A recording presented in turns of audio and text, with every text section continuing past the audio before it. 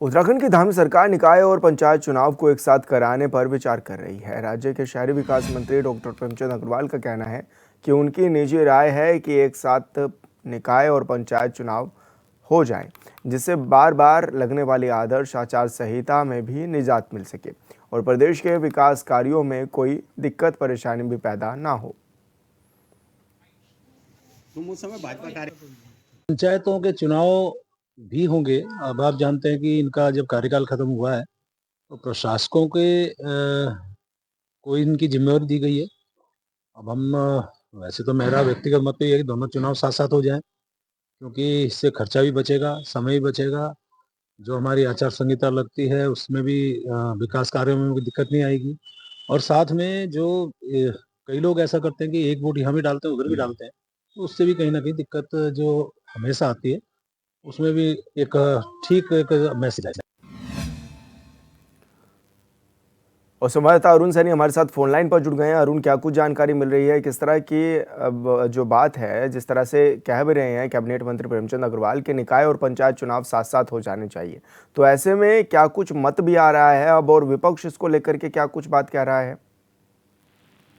जी विशाल, देखिए जिस तरीके से लगातार चर्चाएं हो रही है कि पंचायत चुनाव निकाय चुनाव जो है एक साथ करा लिए जाएं और तो उसको लेकर मंत्री प्रेमचंद अग्रवाल जो कि शहरी विकास मंत्री भी हैं, उनका उन्होंने कहा कि उनकी व्यक्तिगत ये राय है कि पंचायत चुनाव निकाय चुनाव एक साथ होनी चाहिए ताकि विकास कार्य बाधा आए, आचार संहिता में बार बार ना लगे। तो ऐसे में हालांकि उन्होंने अब ये बयान दिया है, ये बात पहले से ही चल रही है कि हालांकि उन्होंने कहा है कि उनकी व्यक्तिगत राय है, लेकिन भारतीय जनता पार्टी का जो संगठन है उन्होंने मुख्यमंत्री पुष्कर सिंह धामी से बातचीत भी की थी और उन्होंने कहा था कि पंचायत चुनाव निकाय चुनाव में एक साथ जाना चाहिए ताकि आचार संहिता से बार बार ना लगे, विकास कार्य बाधित ना हो।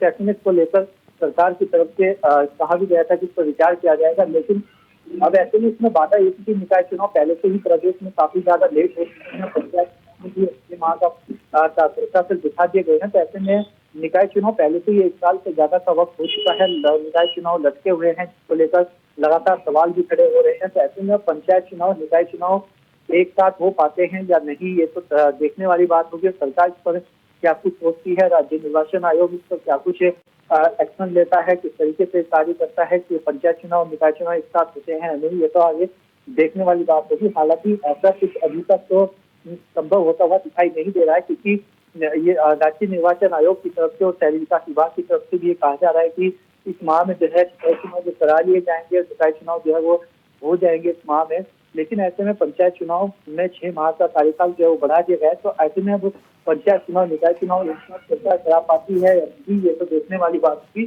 हालांकि इसको लेकर मंत्री प्रेमचंद अग्रवाल ने अपनी व्यक्तिगत राय दी है, लेकिन उसकी व्यक्तिगत राय पर अब सरकार कितना फोकस करती है, सरकार पर कुछ एक्शन लेती है, ये देखने वाली बात है। लेकिन अरुण, लंबे समय से मांग भी चली आ रही है और कई नेता के मुंह से भी हमने सुना है कि उनका भी कहना था कि निकाय चुनाव और पंचायत चुनाव साथ साथ हो सके। हालांकि ये बीजेपी के ही पहल थी, तो ऐसे में क्या माना जाए, क्या विपक्ष भी इस चीज को सपोर्ट कर रहा है क्या?